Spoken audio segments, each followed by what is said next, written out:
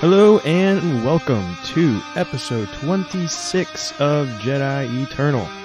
I am one of your hosts, Andrew Bolin, alongside the Destitute. Get it what? I had a big long spiel and I can't even get it out. Hell.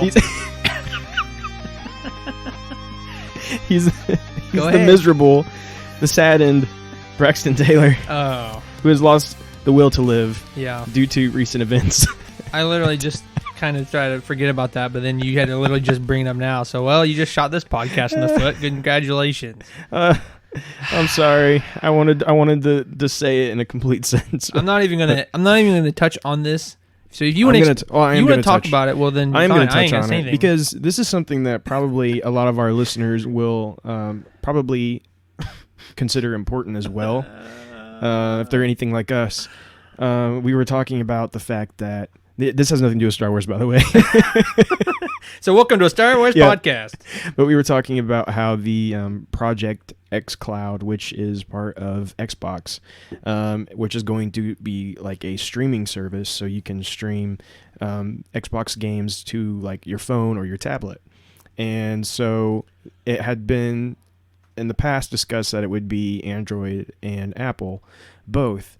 And due to recent struggles with Apple, they have decided that the Xbox is going to just, for now, do Android phones and tablets.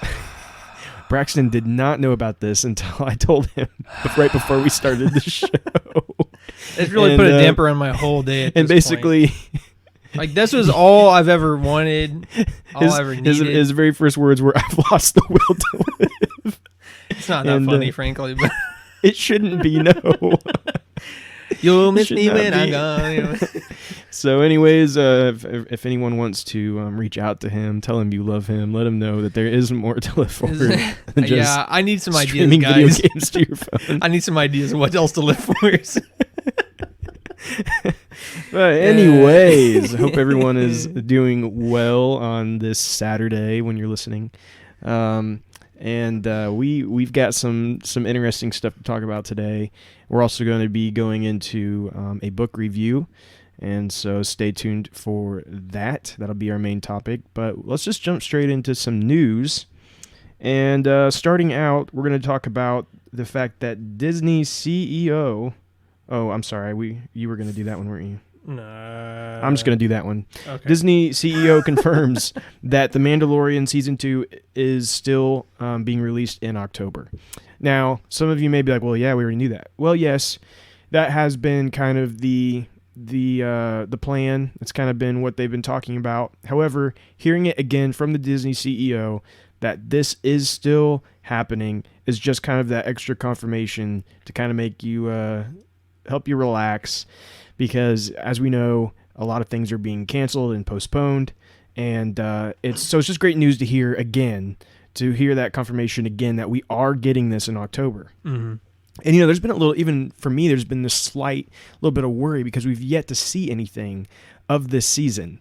I mean, think about it. What have we seen from this season?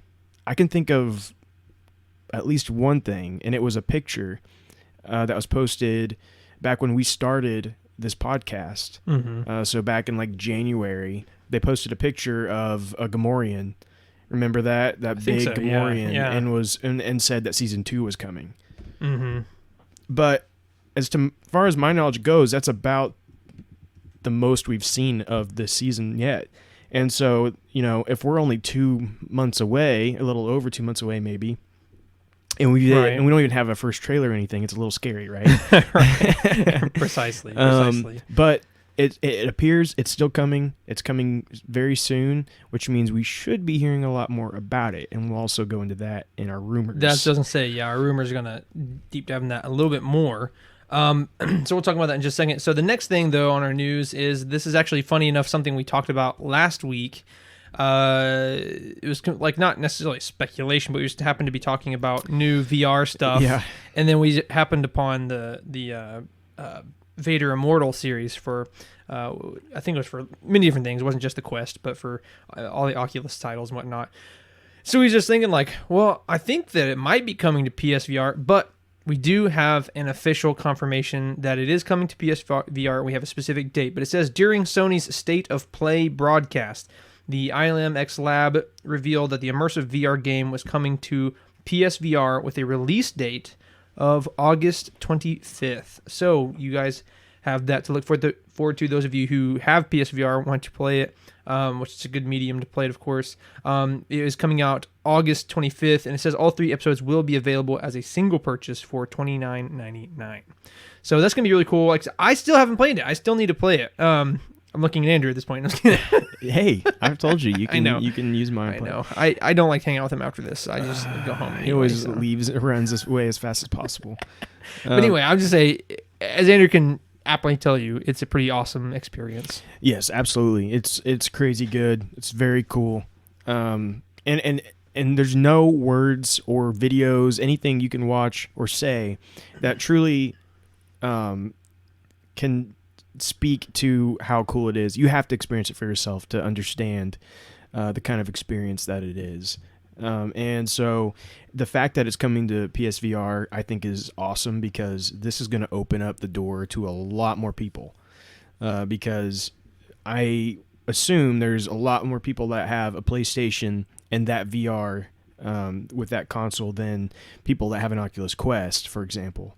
And so I'm very excited to see it come to the PlayStation console, because I think it's just going to get more people to play it and experience it. And the more people that are doing it, the more likely we're going to continue to get these games. Oh, yeah. So yeah, I think it's nothing but a win. Right. Well, and that's what I was going to say as well. Is like the more people that plays it, the more people want more of it. Right. And also it secondarily signifies to these game producers and whatnot in these studios that, hey, there's a market for this. So right. Yeah, so guys, go pick it up. Even if you're not play it, just go buy it so we can get more of it. For those of us who don't like it. Yeah. So anyway, cool stuff. So let's actually go ahead into our rumors, because that's all we have for this week. It's a pretty dry week for news and rumors. Yeah, it's been a little dry. We were going to actually try to do the episode yesterday, record it, and we're like, let's just wait one more day to see if anything comes out. If anything else comes. And I don't know that anything did. I think one maybe. Yeah. But anyways, going into rumors now, we have heard when the Mandalorian Season 2 trailer might debut. Mm-hmm. And what they are saying right now is that, according to the sources that LRM Online has heard from, the second season of The Mandalorian trailer will drop during the first round of the NBA playoffs. So the date they are looking at is either August 21st or August 22nd. Yeah. So what do you think about that? I think that's pretty awesome. Of course, I think that's a good medium to have it. As popular as it is, the playoffs will probably be pretty well watched. But so I'm sure that most likely that's probably is going to be when it happens. So it makes sense. You know what I'm saying? I think what's interesting to note is that would have been the same week as Star Wars Celebration. Yeah, exactly. So that kind of aligns in some kind of other way as well. Yeah. Just to add some legitimacy to this to some degree, Jordan Mason, which is the editor-in-chief of Cinelinx, he drops a lot of Star Wars stuff. He says that, quote-unquote, this tracks from what I heard. He's responding on Twitter to what somebody said about this. And this says, this tracks from what I've heard. So it's, this is a rumor. Of course, we don't know for sure. But this does sound pretty plausible that August 21st or August 22nd we'll probably get the trailer for Season 2. So. Yeah, which we also know that DC is having their big streaming convention that same weekend. True. Yeah. Now, I'm not necessarily saying they even care or worry about DC, but it would be interesting, the fact that we'll probably see some new DC trailers drop that same weekend. So Snyder Cut. It'd be I actually do think we'll see more about the Snyder Cut. So, Star Wars. Anyway. So it'll be interesting to see if they do all drop that all at the same time. Yeah, pretty cool stuff. So for rumors, actually, we have something that kind of goes hand in hand, and this is something that we kind of already talked about But it's just kind of another confirmation. I just wanted to show this. So Corey Van Dyke on Twitter had said, well, let me preface this. He's someone who drops a lot of Star Wars stuff as well. He's a part of Kessel Run Transmissions, which Precisely. we've talked about many times on the show. Yeah, so a while back he had posted something along the lines of the Clone Wars was the second most streamed show. That means both Mandalorian and Clone Wars were the most popular shows on any new streaming service in the last 9 months. So then he actually retweeted himself and added a comment on that and says the Clone Wars is getting a spin-off series in The Bad Batch, and three new The Mandalorian spin-off shows are in various stages of development from things we've heard. I won't run that as a scoop, but by any means, but that is something interesting to think about. So clearly he doesn't know, this isn't like set in stone. Like, we haven't heard a lot of stuff about this, but we have heard that there are 3 new spin-offs from The Mandalorian. So it's pretty funny because Mandalorian itself is kind of like a spin-off. So there's not 3 new spin-offs off of that.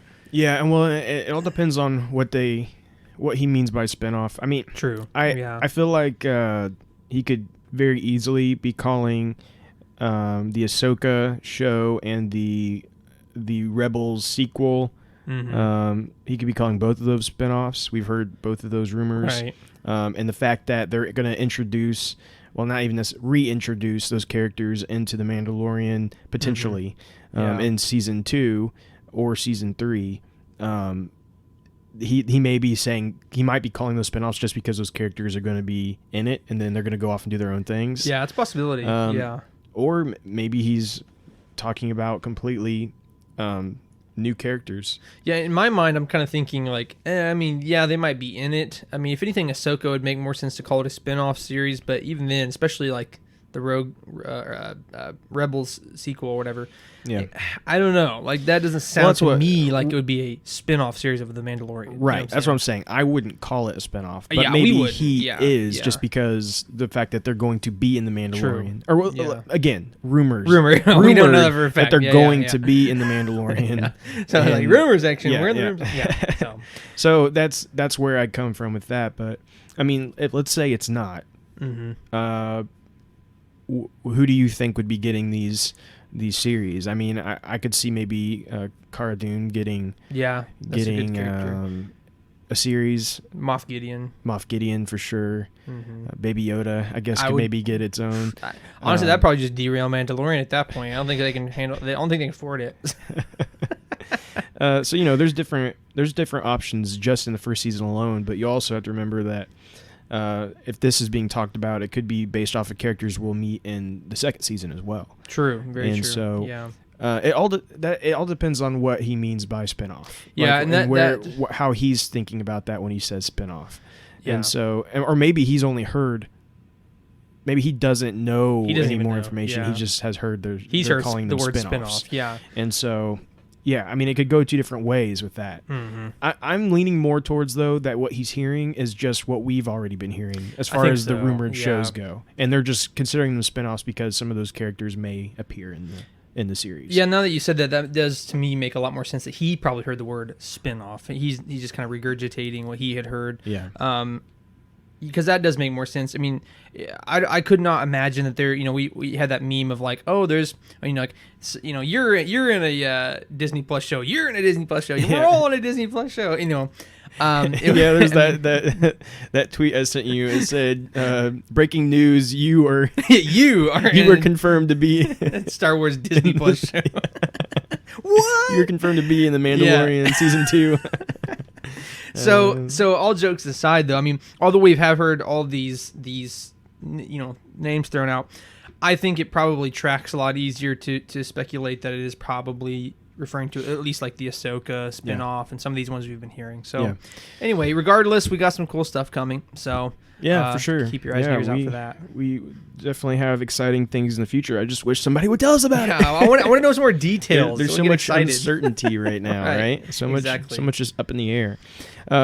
Before we go any farther, we'll go into our releases in just a moment, but I do want to take a little break here just to remind everyone that we do now have an Instagram. Oh, yeah, I was going to say that at the end. And we have been posting some memes to that. Oh, yeah. We're also putting some Q&A posts up there so you can ask your questions there as well. But yeah, we're going to just try to gain a following there. And of course, that is only going to be helped by you guys sharing that and posting reposting some of our content, those types of things. Spread the word. But we appreciate you. The guys that have already followed us. I saw Birkinshaw had already followed us, and so we always appreciate that, and many others as well. Yeah. Alex Mason, who also actually shared some of his memes that he had. He gave us a great stash. He gave us a big stash of memes, and so we appreciate that. But yeah, thank you again, and just keep sharing it with your friends. Yeah, let's go into our releases, and for our releases this week, we have just one comic issue coming. And that is Darth Vader issue 3, I believe. Dark Vader. Or 4. Is it 3 or 4? Oh, you should know this. I should. You're right. I should. We are very professional here at the Jedi Eternal podcast. Well, I should have actually brought it up because I was thinking it was... I think it's 4. I think it's 4. I think it's 4. It's 4. It's definitely 4. It was just a joke, guys. We actually knew. Yeah, we knew the whole time. We were testing you guys. Exactly. Yeah, so Darth Vader issue 4. I said this last week, but I'm in love with this comic series, this arc. It's so good. And so I'm excited to see what happens in this next issue. But that's all we have. But I do want to make mention of the last main Star Wars comic that came out this past week. Mm-hmm. Did you read it? I'm honestly, no, I didn't. Oh my goodness. This week has been crazy. So, and plus trying to cram for our main topic, you know. I am not going to go into spoilers, of course. Again, I think maybe this is something we'll discuss more as we go, but and maybe you guys can share what you would prefer, but in the future, as these arcs complete, maybe we'll have like spoiler talks about the arc as a whole, and not that way. That way we don't spoil anything too early for anyone. But there's definitely some stuff to talk about in this past issue. We had discussed about who is this Force user that is trying to kind of contact Luke. And Luke's trying to figure out who has been trying to contact him, all this stuff. Well, we're starting to get some answers. Mm-hmm. And so some very interesting stuff there. A lot to unpack and discuss as this arc continues. And I think when this arc is over, we'll definitely want to talk about it and kind of share our opinions, and then maybe get some of your guys' opinions as well for that. And so that'll come in the next following weeks when that first arc is over. Yeah. But some very interesting stuff there. And so I encourage you guys to go ahead and get those. That first, again, this is I think we're still in the first arc for the main Star Wars comic. Because as most of you probably know, they kind of like rebooted it in a sense because they've moved on past Empire Strikes Back now. And so we're in that year between Empire Strikes Back and Return of the Jedi. Right. Yeah. And very interesting just for the fact that the change between Luke and Empire Strikes Back to Return of the Jedi, right? There's such a huge change there. Yeah, well, I think we discussed this when this first started coming out. It's this crazy jump between like young innocent Luke to like this hardened like Jedi Knight, Right. And so I think that we're going to see a lot about how he gets to that point. Mm-hmm. And this first arc is already, I think, starting to show how that might happen. And so if that's been anything that's ever interested you guys, I highly encourage you to go and pick it up. Yeah. Gonna be really cool. And like I said, and keep your ears and eyes tuned here whenever, like I said, we'll do that arc spoiler stuff, and they'll be it's like a good time. So anyway, so without further ado, we're going to move into our Q&A segment for the week. As you all know, we make a Facebook post and a now Instagram post asking you all to ask us questions, bring up topics, and more. And we always try to do 3 questions a week. So if there is ever more than that, we'll go ahead and put it in a queue. So this week we actually had 4 questions. So the one that was left over will be the first one next week. So, but this week, you guys asked some fantastic questions. Really, really good questions. Yes, I'm, first of all, very thankful. Thank you. Thank you so much. No, honest to goodness, we do thank you for your questions just in general. It's so fun to answer these questions. It's not funny. Anyway, but we honestly really do love the questions. It is honestly my favorite. We said it a million times, but it's honestly my favorite part. Yes, I love it. But we do love it when you guys ask like deep questions, and you guys have done this. All 3 questions are pretty deep questions. So let's get right into it. This week's first question comes from Brandon Dukes, who says, "Where did the prophecy of the quote-unquote chosen one originate from?" So as everybody knows very well, if you're listening, I'm sure you already know this, but for those of you who may not know that's listening, what they're talking about, the chosen one prophecy is that, there would be this chosen one that would bring balance to the light and to the dark sides of the Force.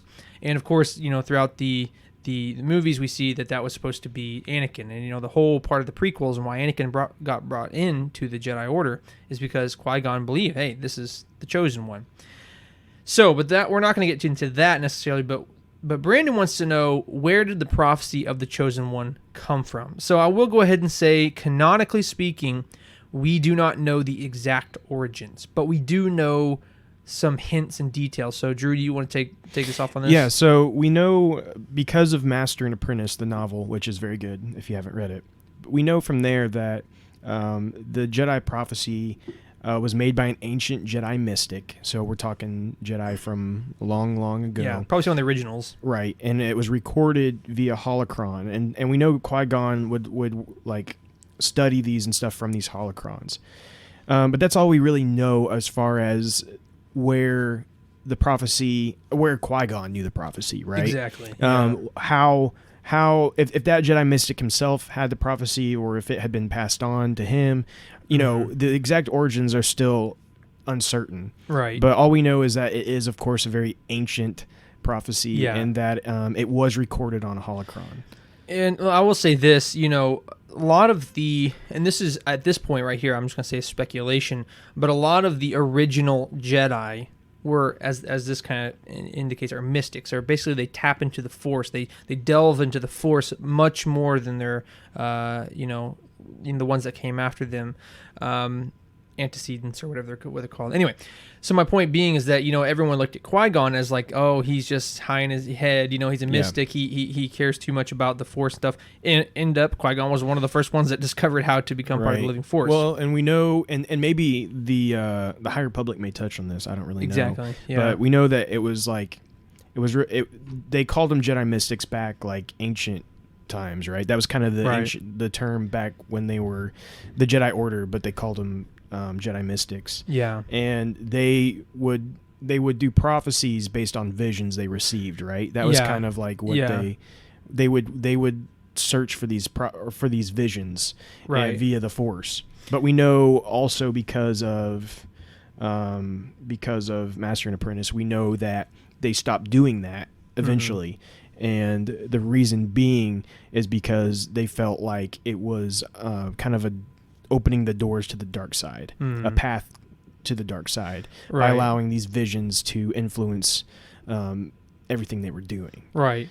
And that's kind of what I kind of danced around it. That's the reason I was talking about the whole, getting into the living Force and stuff like that, is because these mystics were able to pull this prophecy because they had actually, like I said, divined or whatever these, all kinds of prophecies.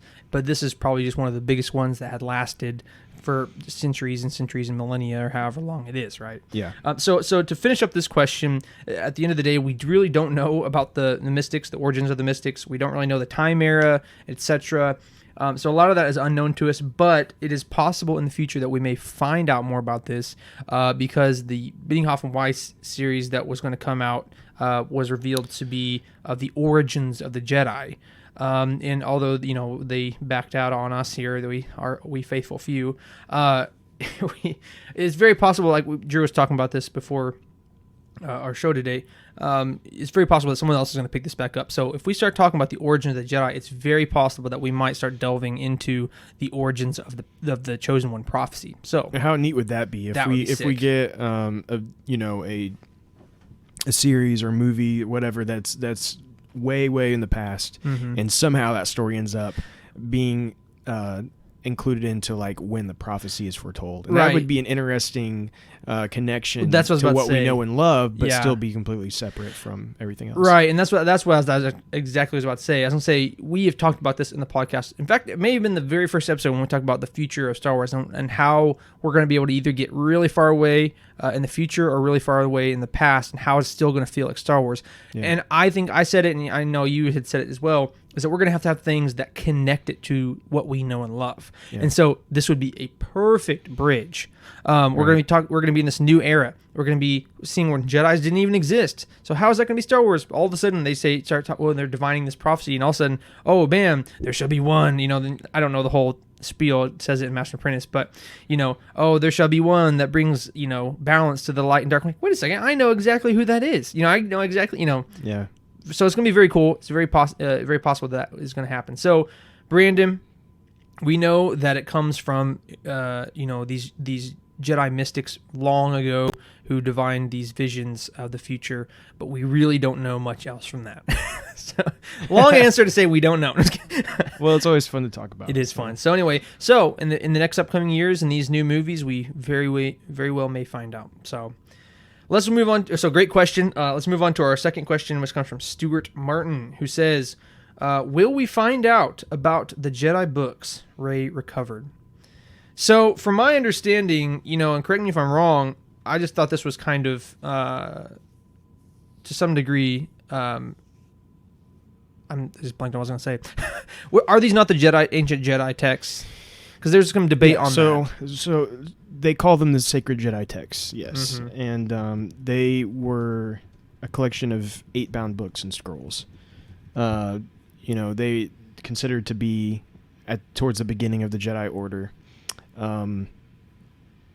So we kind of do know about them in a sense. We don't know everything about them, but we know at least some of the titles of some of the books, thanks to the visual dictionary. Yeah. We have I'm going to get these names wrong, but I'll try to pronounce them. We have the Aeonomica, the Chronicles of Bresbu, and the Ramagun. And so, like, a lot of that had ancient Force powers and things that no one even uses anymore. That's also where the Force projection came from. Yeah. Where Luke learned, or how he learned that, was because of the ancient Jedi texts, and Force healing was also in those texts. And so we know. So because of that, we do know some. We also know, also because of the visual dictionary, it shows some pictures in the ancient Jedi text, and you can see the world between worlds in there as well. And so that's kind of a neat little thing. Is neat. But this is completely sidetracking and derailing our conversation here, but what's interesting is why we have all these things that got lost over centuries and all of a sudden are just now coming out.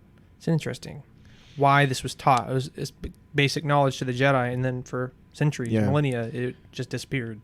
Right. That is interesting. Very interesting. It's a whole other topic when you think about it. Yeah. And we may not go into that. So if you guys want to ask it next week. Well, and I will say, I can't speak to if this is exactly what happened, but I will say that, wait 1 second. Let me read something here real quick. Let me look up something. So if you have something to say, go ahead. I want to look at something real quick. So to just kind of, we'll come back into the question, but to put it into this question to some degree, I will say this. You say, will we find out about the Jedi books Rey recovered? So like I said, we know that it was the ancient Jedi text that we see in Episode 8.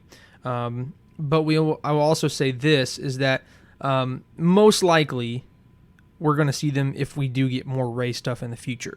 Because, in Episode 9, we see when she's training with Leia, she's reading these ancient Jedi texts. So, I would imagine after everything's said and done, Episode 9, and, all the enemies are defeated and whatnot, she's probably going to train Jedi. Or if maybe not necessarily Jedi, but maybe just Force users and whatever they call themselves at this point, right? Hopefully Jedi, but you never know. So she's most likely going to end up having these texts and using them to teach other people. Right. So at the end of the day, we might delve more into it in the future as if we end up finding more about Rey in TV, movie, etc. Yeah. So what I was looking for, I wanted to make sure that we didn't know how Luke obtained the text, and it doesn't appear that there is any answer to that. So I'm gonna just make kind of a guess. There's two different ways that maybe he came around to getting these texts, and one is it's just through his journeys. We know he was going around looking for with Lor San Tekka. He went around looking for these types of things, right? So this could have just been the amount of books he found during that time, and has just kind of stored them all in that tree. The other thing is we know when Darth Vader was hunting down the librarian from the Jedi Temple. I can't remember her name at this moment. But you know who I'm talking about, though, right? The elderly lady. She was the librarian. Oh my gosh! You could ask me this any day, and I'd probably know this. Anyways, if you search like Jedi Temple librarian, I bet her name will come up. Anyways, whenever he went after her,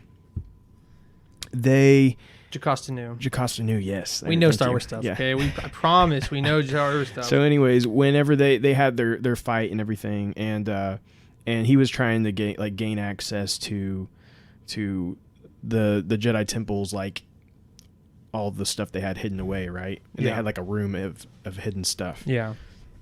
And anyways, that gets destroyed, and it jumps forward in that comic. In the last page, it shows Luke opening it up, and Luke's there, and he finds all the stuff. And so very well could be that these ancient texts were in that room. The Jedi Temple had stored them away, kept them in a hidden place, because maybe they just thought it would bring too many people to too much power. You never know. This is my thoughts to accompany that. Like you said, I think maybe clearly. Okay, well, actually, now that I think about it, I'm like revealing things to myself as I'm thinking here. So we realize that two things, right? A lot of people didn't know about force projection, and we know a lot of people didn't know about force healing, and we know a lot of people didn't know about the world between worlds. It was discovered much later on, randomly through various holocrons or reading a sacred text or whatever, right? So maybe it was that they didn't want everyone to have all this power, so they spread them out. They didn't just have it on the Jedi, headquarters, so to speak, on Coruscant. They had one in each of these different Jedi temples, spread out. And so my point was, is as Lor San Tekka and Luke go and recover these things, they're going to all these different temples and gathering them. Yeah. Secondarily, my other thought with that is that Lor San Tekka is a part of the Church of the Force, right? And therefore it could be that they have had some, or they found some, and then the Church of the Force give them to Lor San Tekka or give them to Luke as well. And that could also definitely be it. So it's interesting to discuss, and who knows, we may get more of those answers. Eventually, we're going to see I don't know in what medium, but eventually we're going to see Luke. In these days of trying to find stuff. Yeah, right? At some point we're going to get Luke's story in between Return of the Jedi and The Force Awakens, which that'll be pretty cool. Which is a huge long span of time. Oh yeah, and we know that he does a lot before he goes to Octu. So and we see some of that a little bit before like Battlefront 2. Right. There's very little glimpses, but I'm saying like a full actual story, like meaty story, right? Like we're gonna get some. I would of that like eventually. That. I would definitely like that. Yeah. So anyway, to end on your question, there's a lot of stuff that we just kind of threw out at you, but again, we don't know. I'm just kidding. No, more than likely we know a little bit about it. But most likely we're going to hear about it more in the future. That's probably the best answer we can give, is that if they give us some more stories about Luke, like you said, between episodes 6 and 7, or if they also go further into past episode 9, we'll probably hear more about that. So our last and third question comes from Caleb Mahurin, who says, how do you think they repaired Anakin's lightsaber between episodes 8 and 9? So I'm just going to say right off the bat, there's multiple, I guess, components, but there's two basic subgroups to a lightsaber. You have the more physical side of it, such as the the handle, the hilt, the ignition switch, all these mechanical things, and then you have the more force. It's still physical to some degree, right? But it's more force side of it, which would be the kyber crystal. So obviously, right off the bat, repairing the lightsaber physical side of it, like the hilt, it was cut in half. Well, it's pretty straightforward. She's obviously Rey being right. She's very talented at fixing things and whatnot. So she could have welded it together and fixed the handle itself, right? But the more difficult part. Well, and we know that she put that leather strap in the two exactly two halves, and yeah. I'll just give a random example, but you know what I'm saying, right. yeah. But the more difficult part, it would be the kyber crystal to put that together. But this is something, and this part right here is just speculation. Now, I could have swore that there was some kind of. Well, there is an answer. Oh, is there? Yes. I mean, you can speculate if you want, but... Well, I think... Okay, go ahead. I was going to say, I think there was like a deleted scene where they... So the visual dictionary tells us. Oh, okay. Yeah, the visual dictionary tells us that she, from the ancient texts, learned how to heal a kyber crystal. Okay. And so she took a leather strap, wrapped it around, and then, because she studied the text, was able to heal the crystal. That's pretty much what I was going to say. Yeah. I was just going to essentially say that the kyber crystal, although as a physical thing, is incredibly force sensitive. As we know, the kyber crystal chooses its bearer through the force. And so therefore, most likely if you have two very powerful force wielders such as Leia and then Rey coming up in the force world, so to speak, them together really focusing could probably bind it. Now that I didn't realize this, but now it makes complete sense that she learned some of these new techniques to bind kyber crystals through the ancient texts. So there you go. That perfectly answers the question. The mechanical physical side of it's fairly easy to fix, obviously. But the kyber crystal, so she learned stuff through the ancient texts. So, which is also another interesting speculation. If you look at the end of episode 9, she ignites her new lightsaber. There's flashes of various colors. So did she fuse the kyber crystals of the other lightsabers that she retrieved to make her own? That's kind of an interesting thought. Yeah, I don't know. I would love to get the answer one day on if that lightsaber changes colors. Yeah. It sure does appear that it might. Which, like, if you freeze frame it, goes like blue, green. Unless it's just a special effects thing. I mean. Unless like maybe she did it on the Switch just to like kind of to give like honor to the ones before her or something, Yeah, I mean, it could be something as simple as just like that's how she built it and just to do that, or it may be a little more complex answers that she has Luke's kyber crystal, she has Leia's kyber crystal, she has original Anakin's, and then she fused them all together or whatever. I don't know. So we actually don't know about that, of course, but knowing for a fact though that she can fuse kyber crystals. Well, so it doesn't say she fused kyber crystals. Well, it says she can heal. Restore its power. But we know that the kyber crystal was like pretty much cut in half. That's the reason I'm saying fuse. Right. So to some degree, it's definitely speculation, but you could kind of extrapolate it to be fused and whatever. So Caleb, great question. So like I said, those are some great questions. Yeah, I was going to say, as we end, I just wanted to say that, first of all, like, fantastic questions. Those and that one was asked on Instagram. So again, thanks for the Instagram comment. Yes.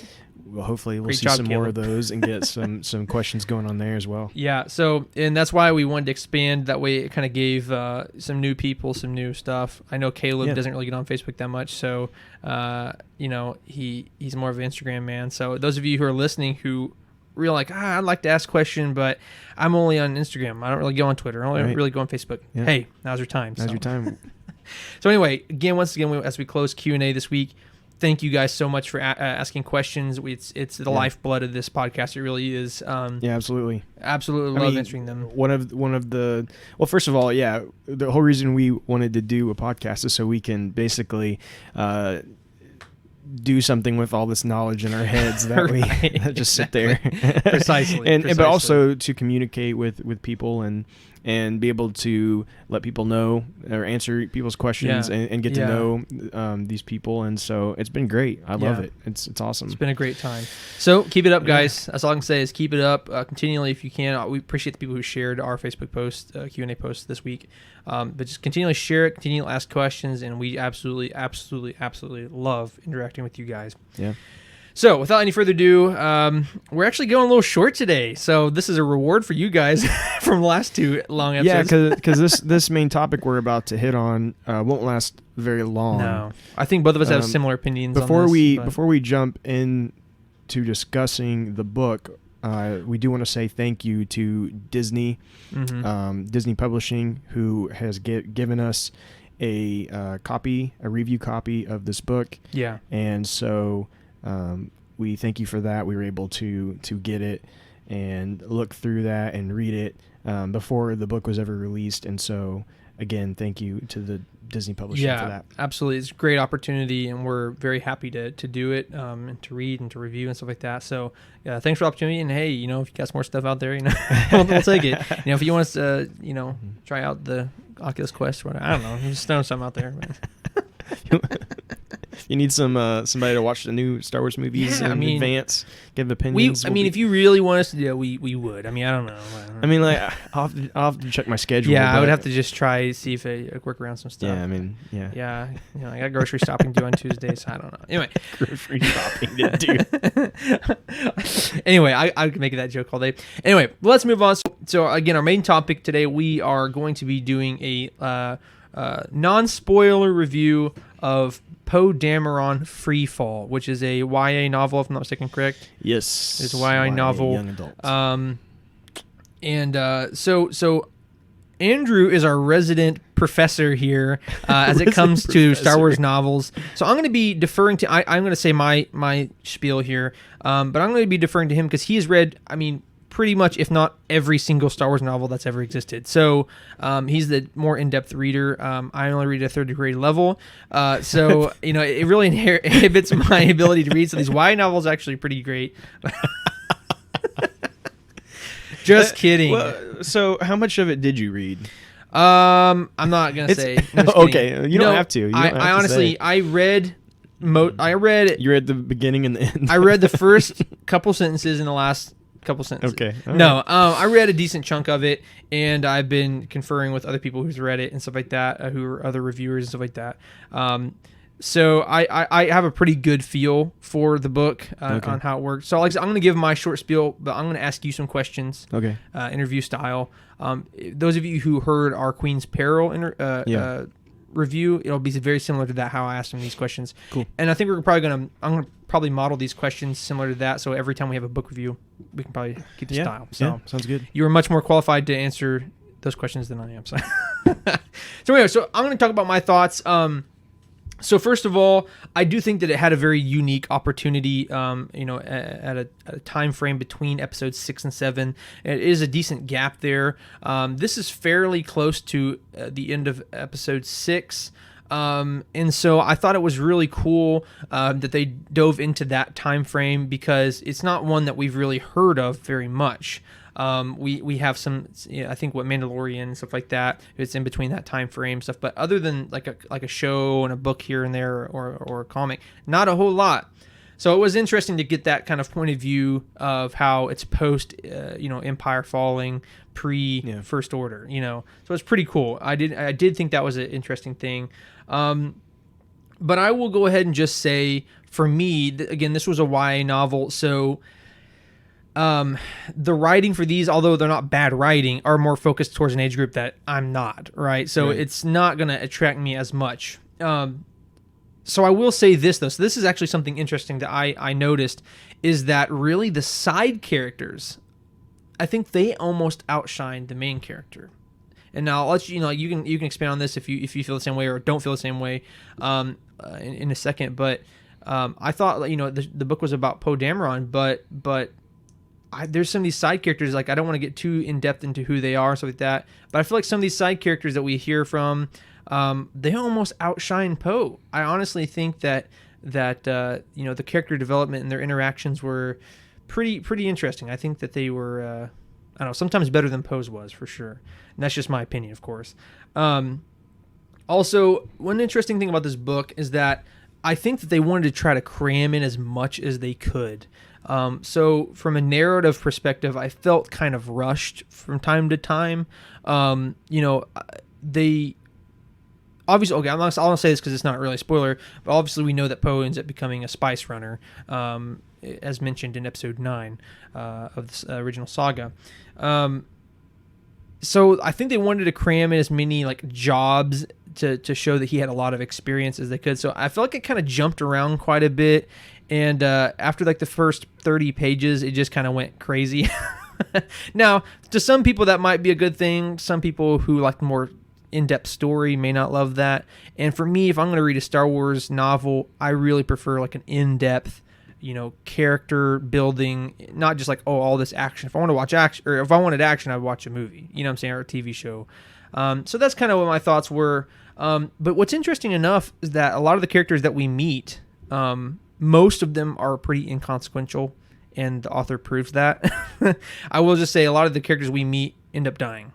And that's that. So that's not really a spoiler, because most of the characters that you meet are, again, inconsequential. They're just, oh, this is the person that was on my team for a little bit, and oh, this is the person I met time here, and then they just died. So kind of interesting. So overall, the book was fun. Those of you who like Poe Dameron might really enjoy this. For me, it was definitely a YA novel. And I do think the writing was good, but it was just, from time to time, for me personally, it lacked a little bit, just because I think that he almost outwrote some of the side characters than the main character. So with my brutish, unknowledgeable review out of the way, Drew, first of all, what is your main thoughts of the book? I'll let you talk for a little bit about what your main thoughts are, and then we can get into these interview questions. Yeah, so this book takes place in 18 ABY. And to put that into perspective for you guys, the Mandalorian is in 8 ABY, I believe. Mm-hmm. And so it's 10 years later after that.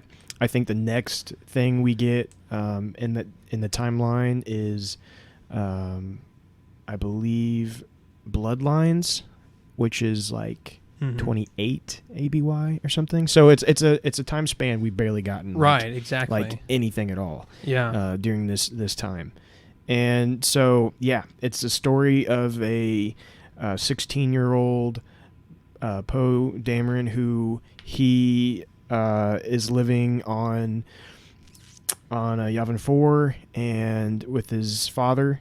His mother has died like just a couple of years prior.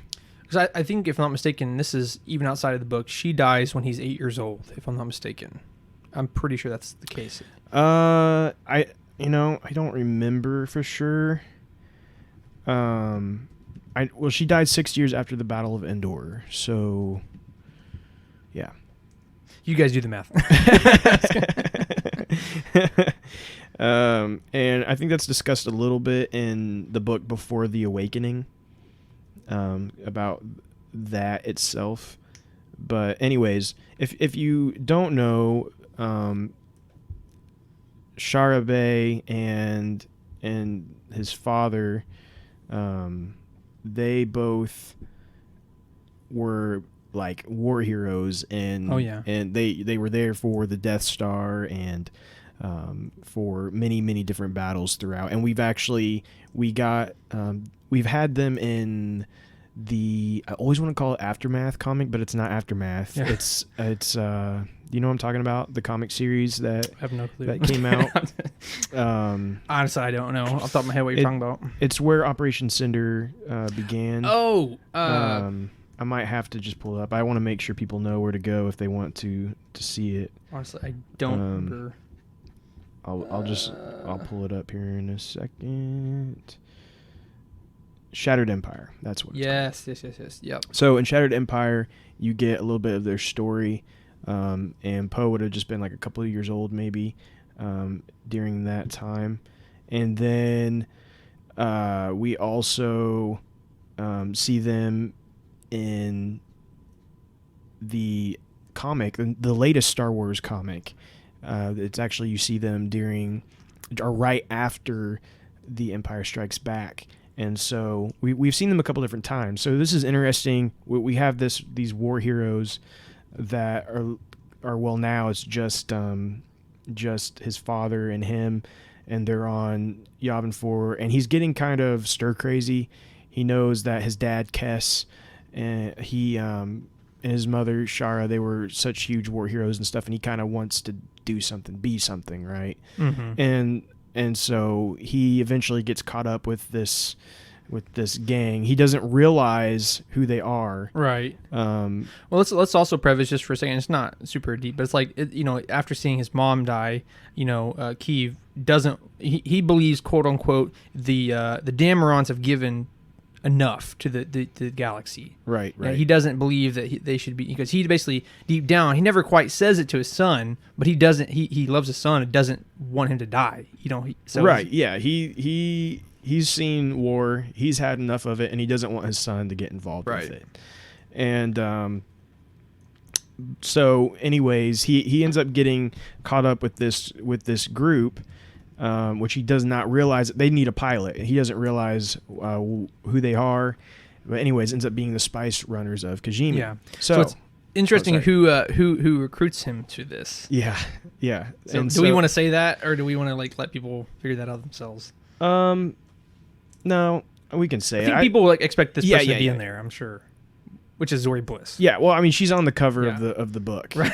Well, so. I'm just saying people that don't know, what I'm saying. Which basically you see in episode 9, this random. Actually, they trick you into thinking she's on the cover of the book, but I actually don't think it's her.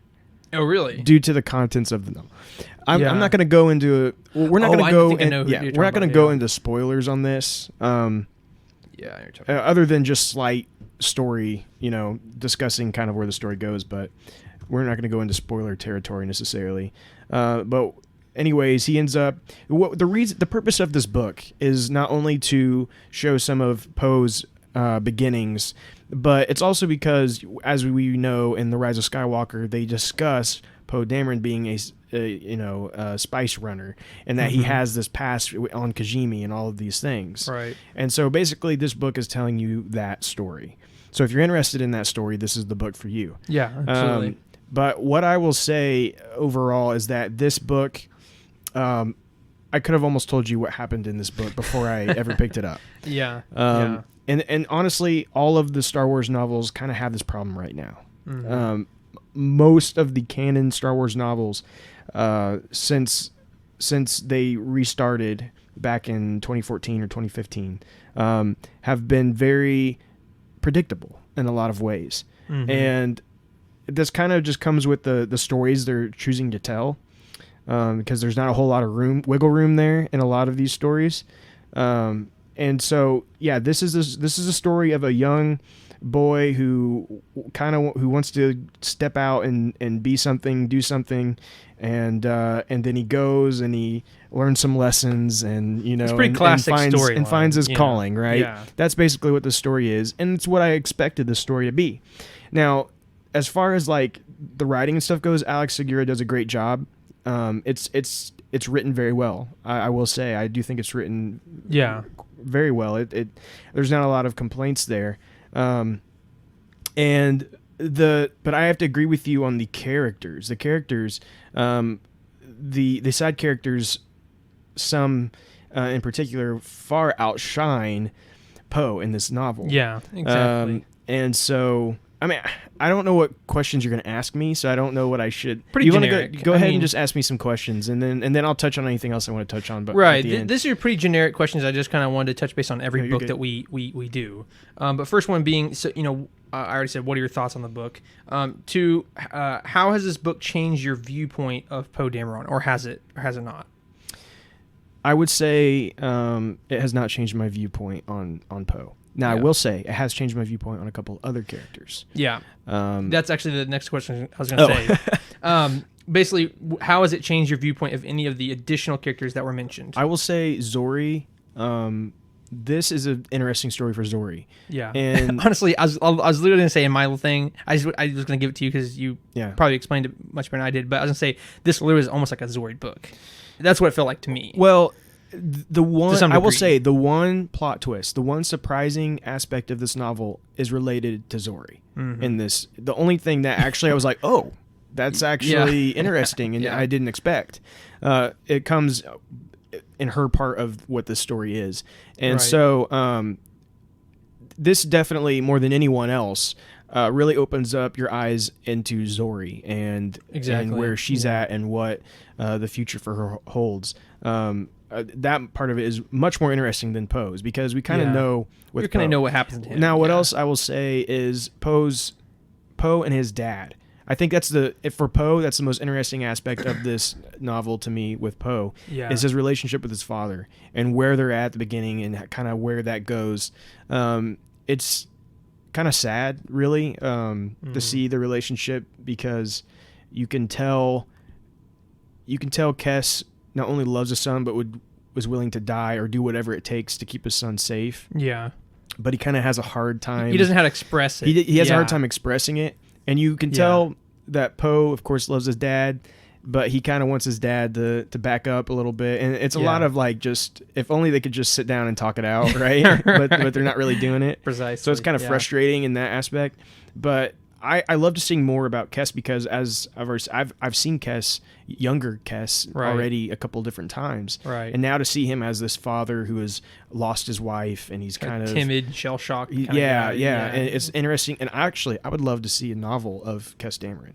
Really? Yeah. I mean, it would be interesting to show. Maybe a little bit earlier, like maybe around whatever happens to Shara. I don't know that we know exactly what happens to her. I don't think we do. I mean, I think she died in combat, but we don't necessarily know the exact circumstances of that battle. And so if we got a novel with maybe both of them, a very young Poe, I think that could tell an interesting story there. And maybe then jump forward a little bit and show Kes maybe even after Poe leaves and all of that. So I think that was another very interesting relationship to see in this novel. Yeah, for sure. So actually, the last question that I have for you is just essentially kind of a pretty broad question, but how has this book changed your view of Star Wars and or the Star Wars universe, or has it? In what ways has it expanded upon the universe, I guess, is another way you could say that question. I mean, as far as expanding on the universe, it just gives us more backstory for characters. So it explains some origins of a couple different characters. I mean, Poe and Zori. That I would say, for those who are interested in just learning more about them, about where they came from, that would be the reason to read this novel. Yeah. Without a doubt, because you kind of see their motivations, and you start to see what kind of pushes them to be who they are come Rise of Skywalker. Right. So that would be the reason. But for me, though, I've just never been a super big fan of Poe Dameron. Don't get me wrong. I don't have anything wrong with him whatsoever. It is kind of a typical character type thing for me. I think that's what I thought it was. There's nothing like super special. And then with it's kind of I feel the same way kind of about like Finn and that was the demise of a lot of the sequel characters, is that they were just very quote unquote typical characters. That was the issue with them. Poe is just like this classic. He's a ruffian kid who had war hero parents who had to go do something bad to realize he needed to be a good guy. Right. And then Finn, of course, he was kind of roped into serving the. I was like, how dare my wife close the door and make noise? The show's over. God. Anyway, Finn being like said like this classic like, oh, he was bad but now he's turned good type thing. I don't, you know what I'm saying? So I mean, that is the issue that we are faced with that. Yeah. So overall, I would recommend this to anyone who's curious of the backstories. So if you're a Poe fan, or you want to know more about Poe, or you're a Zori fan, or you want to know more about Zori. That's what I was going to say. That is absolutely the main reason I would say to pick this up. But I will have to say, I don't know that I recommend this novel to everyone.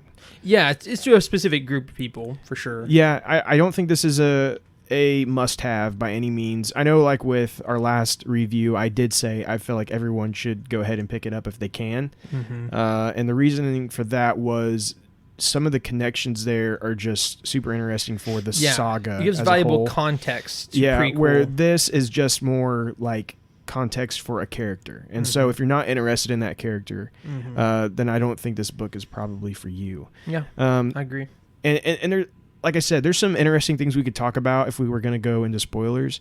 But I don't really want to go into spoilers yet. Maybe later down the road, we might be able to bring up some of those spoilers. Sure. After the book's been out for a little while. But as for now, I think it's probably best that we leave those out. Yeah. I agree. But yeah, and so I think I gave it out of 5 stars. I gave it a 3 on Goodreads. Yeah. So there you have it, 3 out of 5 stars. Hey, you heard it here first, folks. Andrew Bowen, the big reader, gives it a 3 we out of 5. actually like right on time. Yeah. So that's what we're gonna end on that today, guys. Like you said, if you like I said, it is a YA novel. But if you do have a special interest in Zora Bliss, Poe Dameron, any of those kind of characters, absolutely go check that out. Yeah, and again, thank you to Disney Publishing for giving us a review copy. Absolutely, and we're looking forward to the Del Rey. We'll absolutely take those. If you want to send me the High Republic right now, I will. Precisely, we will review High Republic. This will be. And I do want to say we were talking about, or I was talking about how a lot of these canon novels have been very, very predictable and things. I think the High Republic is going to change. It's going to shake it up a little bit. It's going to shake it up, and I'm so excited because it's going to be fresh. That can go anywhere. The only thing we know for sure is that the Jedi survive, right? Yeah, that's about it. all we know. And there's so much they can we don't tell. know how far they fall and have to rise back up. There's so much they can tell, and so I'm very excited to get into that new. Very excited for you all to send us that book, but just kidding. But we're gonna have a lot to discuss about the High Republic when it starts coming out. So if you guys are interested in the High Republic, stay tuned because we will be talking about it a lot and reviewing probably all the content from High Republic. Absolutely. just because. I mean that's a whole new era. So. Good stuff. So without any further ado, we're going to go ahead and come to a close today. But we want to thank everyone so much for your all's continued support towards this podcast. And we absolutely love hearing from you all. We look forward to hearing from you all. But please like and follow us on Facebook and Twitter and now Instagram for weekly polls, news, discussions, memes, and more. Follow us on these various social media sites. We love to hear from you. We love to interact with you. Please also follow us on Spotify and Apple Podcast and also YouTube as well. It's kind of sporadic on that one. We're working on that. But leave a review, leave some comments. We would love to hear from you. But we thank you for listening. We'd ask that you join us for next week's episode 27. Last but not least, may the Force be with you. And we thank you for joining the Jedi Eternal.